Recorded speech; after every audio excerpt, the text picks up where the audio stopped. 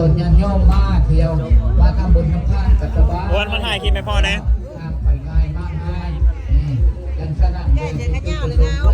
มาจับกล้องไม่พอนะตุ้มเท่ไปแห้งกายแห้งใจเนาะมีความสมัครกันได้จึงเห็นได้สิ่งเหล่านี้ท่านสิ่งเหล่านี้ถ้าเห็นขึ้นผู้หนึ่งผู้เดียวก็บ่ได้เพิ่นว่าเนาะต้องอาศัยส่วนหลายคนพร้อมด้วยยังไงนะโน่เขาไปบ้านคืออยู่นอกมีด้วยพ่อด้วยแม่เมื่อทุกคนอะไรเนาะต่างคนต่างต่อหาซอยกันสองคนอยู่นอกมีเพิ่นก็ยิบกระทงนี่เพิ่นก็เป็นผู้ประกอบส่วนคือกันก็เป็นบุญเป็นกุศลคือกันยิบกระทงเพื่อบริการให้แก่พวกพี่น้องเข้ามาเที่ยวงานจะได้เอาไปลงไปปล่อยในน้องเพื่อเป็นบุญเป็นกุศลว่าแกงแต่งไก่ไก่แต่งดาวมาตามมาเนาะมาบูชาเพื่อนว่าบูชากระทงมาปล่อยซอยกันถึงจะมีกระทงมาแต่บาทแต่เลื่อนก็ตามเนาะกับว่าแต่ว่าอยากเที่ยงห้องถึงนั่งกินใจเป็นใจบุญใจกุศลน้ำกันและมาบูชาเอาขั้นนี้อีกเพื่อประกอบส่วนเขาก็ถือว่าเขาได้เข้ามาแล้วถือว่าที่นี่กระทงมาแต่บาทแต่เลื่อนก็ดีถามมาเฮาบูชาจะดีก็ถือว่าเฮาผู้นึงสิได้เป็นผู้ประกอบส่วน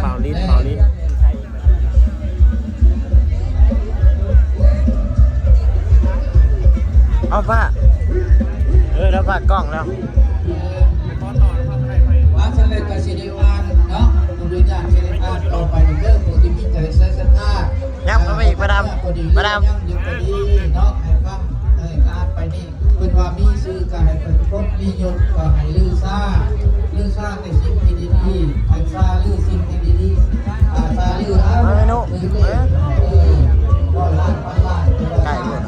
เป็นว่าเนาะมาทำบุญกันในที่ซ่าวันดีๆคนลายในบุญในกุศลในสุภาพาพอดีเป็นว่าเป็นคาตีโดยยังไปประดามยังไปให้มันเห็นนี่ที่ว่ามาทำบุญมีความสุขความเจริญอยู่ในภาพรวมกันไปเมนูลงไปกันนะมาใส่กุหลาบที่บ้านน่ะ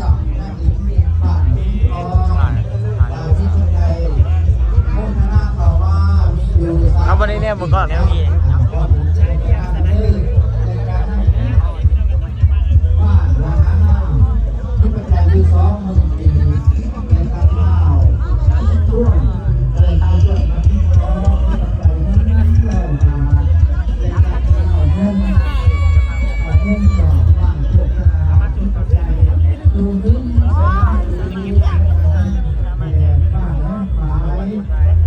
ไม่ได้อยู่เถอะใหญ่ซ้อนบางกล้องขึ้นไป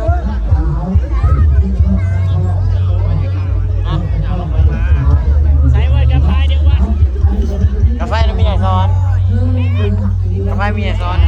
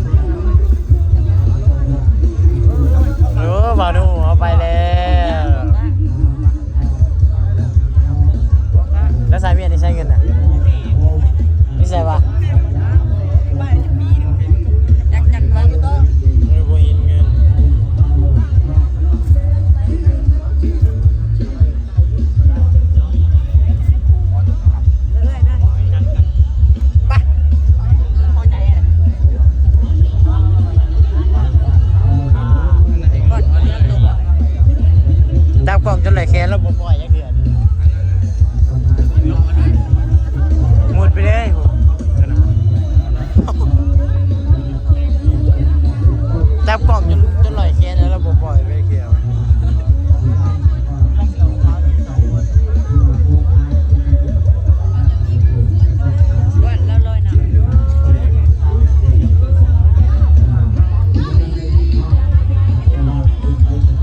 อยู่เรื่องนี้ไปได้เฮ้ยอยู่ดอกเนาะอยู่อย่างลงอยู่เนาะ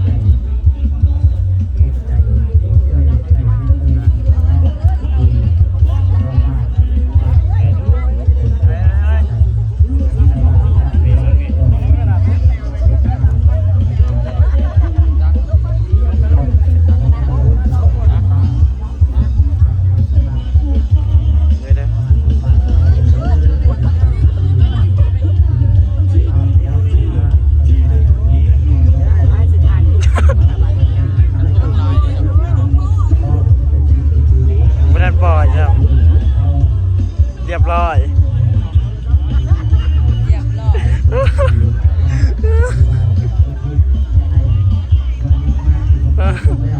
เงิน30,000ไปแล้ว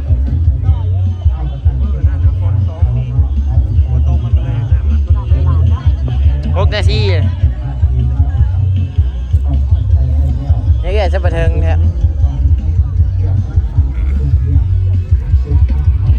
ใส่ละกระทงสุนาบ่มีขู่เรื่องบ่ได้โอ้ย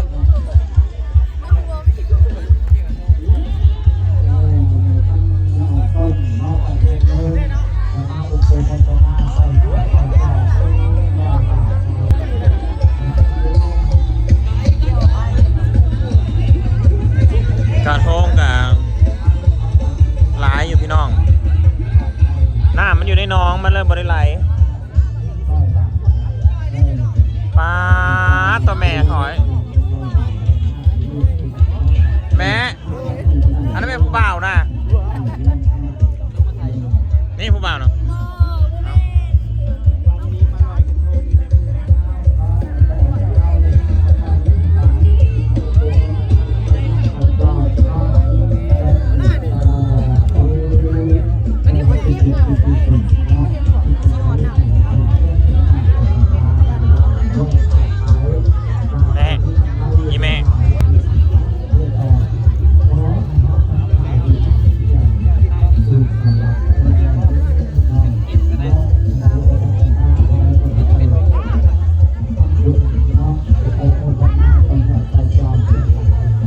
บันนี้กล้องหน้าหรือกล้องหลังเสียบกล้องได้กันแน่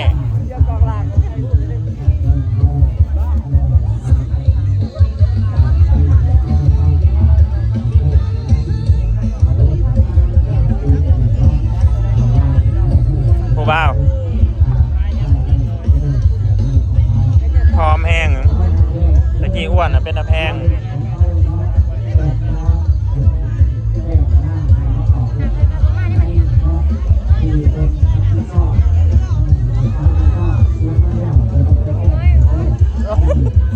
ลูกสะใภ้เจ๊อ้อย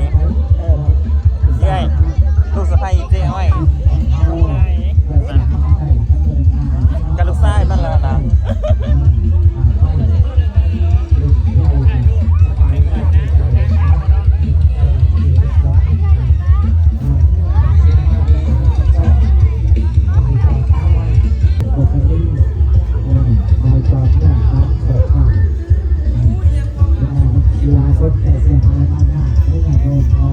แม่ผู้บ่าวหน่อยข้างหลังคือมีแต่ผมเป็นตะแพงใช่ไหม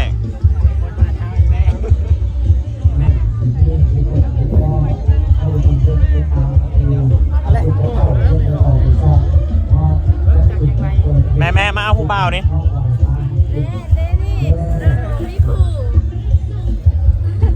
สูตรภาษาเดือนที่มาโอ้ยดึงใส่กระท้อยนี่ก็จะเป็นซาบ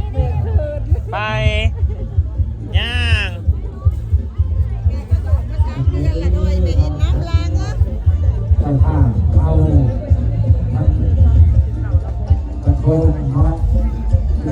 สายผู้ใดว่างนะหวานผู้ใดว่างนะดึงแขนให้แม่เดี๋ยวนี้กอแขนรถแม่กอแขนโอ้ยพอดีเป็นตาแพง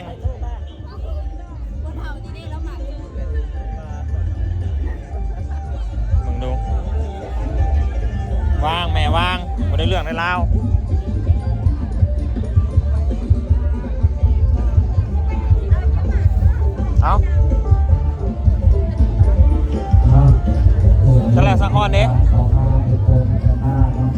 มึงกูเลยยืนหา เสียงดอกเสียงสัตตาเอาตั้งจิตอธิษฐาน แม่ไปเตะทุกอย่างยังกับวันนี้โอ้ย ปันนาพวกนาพวกน้อยปันเนาะสาธุทั้งเขาออกมีไส้เนาะในมาอุปโภคทางนา จัวสุสิไปหลอดทางไหนนี่ สาธุขอเป็นบุญเป็นกุศลเด้อขอเด้อที่ข้ายโกหงตูที่ข้ายโกหงตูซึ่งที่ข้าหงตูก็ทัดทำลายจะมีแต่ความสุขความเจริญด้วยเถิดอาสา ไว้เจอกันใหม่พี่น้อง เ